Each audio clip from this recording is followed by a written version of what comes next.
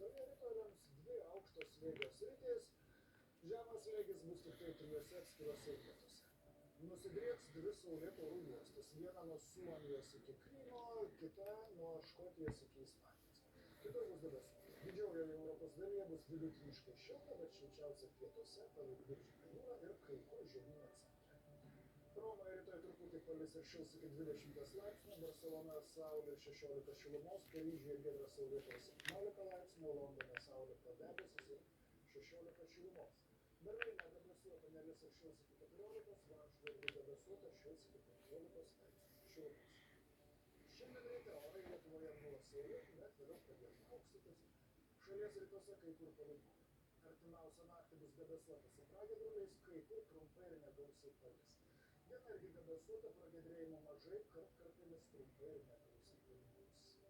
Lietuvos link pradėjo plaukti šiek tiek šiltesni orai nei Mirčio iki šiol. Žemiausia temperatūra artimiausią naktį bus apie 3-5, tik tai rytuose, pietryčiuose 1-3 laipsnių šilumos. Dieną drąsiai galime tikėtis 13-15 laipsnių šilumos, kur nors gal ir daugiau. Kitaip tariant, nebus gražu, bet bus šilčiau. Visą parą bus debesuota, kai kur kai kada su pragiedruliais, palynos, naktį kai kur, dieną daug kur kartosis negausus lietutis, naktį atvės iki 3-5, rytuose, pietryčiuose 1-3 laipsnių, įdienojus vyraus 13-15 laipsnių, kur nors ir kiek daugiau.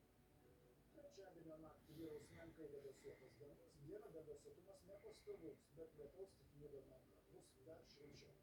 Žemiausia temperatūra naktį bus apie 1-3, šalies vakaruose 5-7, šiausia dieną apie 16-18 laipsnių šilumos. Ketvirtadienį debesuotumas nepastovus, naktį palis šalies vakaruose, dieną daug kur, bet ir naktį ir dieną negausiai arba vidutiniškai. Naktį atvės iki 5-7. Šalies rytuose vietomis 1-3 laipsnių, dieną šils iki 9-11, vietomis maždaug 13 laipsnių šilumos. Vėliau šią savaitę vyraus vidutiniškai šilti orai, kartkartėmis palis, bet dažniausiai nedaug. Kągi gero, tai yra šilumos po truputį. Tiek